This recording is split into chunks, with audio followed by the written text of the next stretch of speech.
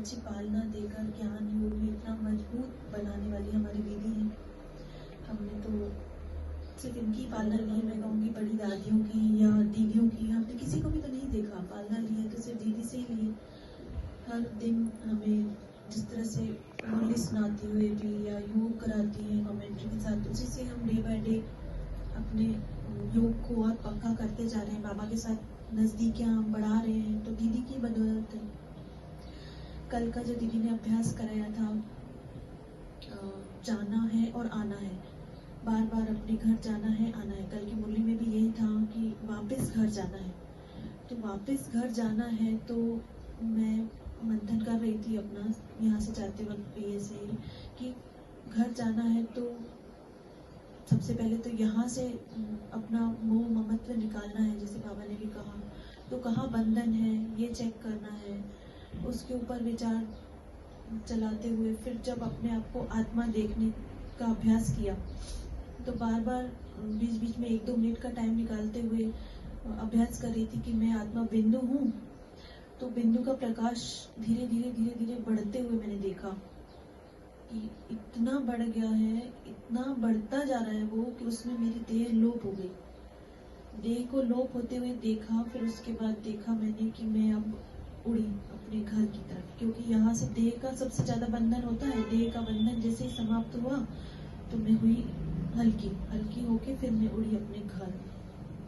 अपने घर गई तो सबसे पहले तो बाबा ने ही मेरा स्वागत किया अनंत किरणों के साथ। फिर वहाँ मैं बाबा के साथ थोड़ी देर रुक के बाबा से कभी फिर लेती थी सुख की किरणें, कभी लेती थी शांति की और ज्ञान की किरणें लेने में मुझे सबसे ज़्यादा ऐसा लगा कि ज्ञान की ही अभी कमी है।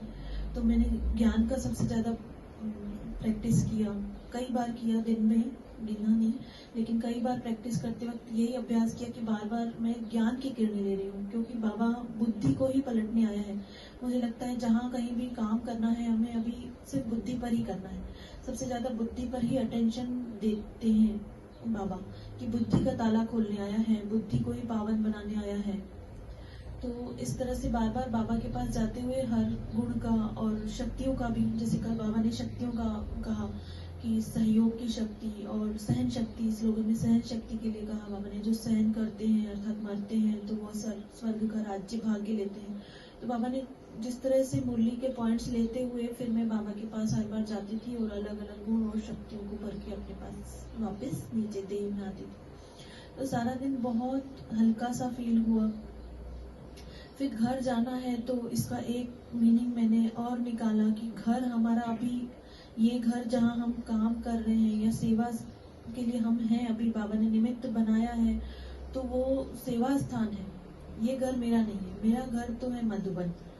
तो बार बार फिर मधुबन भी जाने का अभ्यास किया कि मधुबन में 4 धाम हैं, जो वहां पर जाके फिर मैंने 5 स्वरूपों का अभ्यास किया। वैसे भी करती हूँ लेकिन कल खास से किया तो मुझे बहुत अच्छा लगा। फिर घर में रहते हुए भी कई बार अलग अलग कमरों को मैंने देखा कि यही मधुबन है, यही घर मधुबन है, ऐसी फीलिंग की। शाम के टाइम योग में मैंने ऐसा देखा कि जो डाइनिंग स्पेस है, मैंने कहा ये शायद शांति स्तंभ है और मैं शांति स्तंभ के सामने बैठी हूँ। तो शांति स्तंभ से निकल रही है किरणें और फिर वो मेरे मस्तक में समा रही है, मुझे आत्मा के अंदर समा रही है।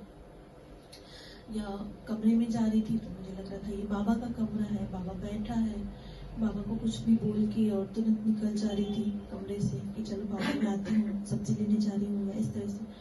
तो और दूसरा कमरे में गई तो ये बाबा की कुटिया है।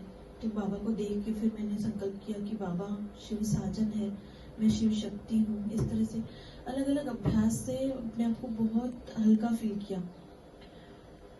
रात होते हुए जब मैं सोई तो मुझे बहुत हल्का लग रहा था कि वाकई में आज इतनी हल्की हूँ कि अभी अगर बाबा आए लेने तो मैं चली जाऊँ बाबा के साथ, इतना हल्कापन फील लग रहा था। और रात को सोते हुए भी बाबा को ये कहा कि चलो आओ बाबा, अब मैं आपके साथ चलने के लिए तैयार हूँ। अब यहाँ पर मैं एक और खास अनुभव सुनाऊंगी कि कुछ दिन पहले मैं पंखे साफ कर रही थी। स्टूल होता है जो लंबा 6 फीट का स्टूल था, उसके ऊपर मैं चढ़ गई और टॉप पे चढ़ गई बिल्कुल। और टॉप पे चढ़ के आसपास कोई भी नहीं था।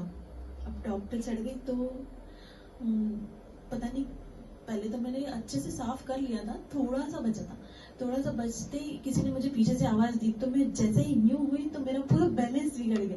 पूरा बैलेंस बिगड़ते ही पूरा एक तरफ झुक गया वो स्टूल। एक तरफ झुकने के बाद मुझे लग रहा था कि उस तरफ तो अलमारी थी, लेकिन उस तरफ अलमारी की तरफ ना गिर के और मैं बेड पे जाके गिरी, और डायरेक्शन जिस तरफ स्टूल झुका था उस तरफ अलमारी ही थी। मुझे पता नहीं पड़ा कि कैसे वो डायरेक्शन चेंज हो गया, बल्कि स्टूल तो उधर ही घुमा था, लेकिन मैं कैसे उधर गिरी मुझे नहीं पता पड़ा। बेड पे जाके गिरी, और गिरी तो इतनी जोर से, धक्का लगा। बेड पे गिरने में भी मुझे बहुत, मतलब शरीर में बहुत हरारत सी हुई, लेकिन मैं बार बार सोची थी कि ऐसा कैसे हो गया कि अलमारी से तो नहीं, सर फूटता बहुत जोर से, बच गई। ऐसा लगा सच में बहुत अजीब। अभी तक भी बार बार याद आता है तो रोंगटे खड़े होते हैं। किसी को बताया भी नहीं घर में कि बहुत शांति है।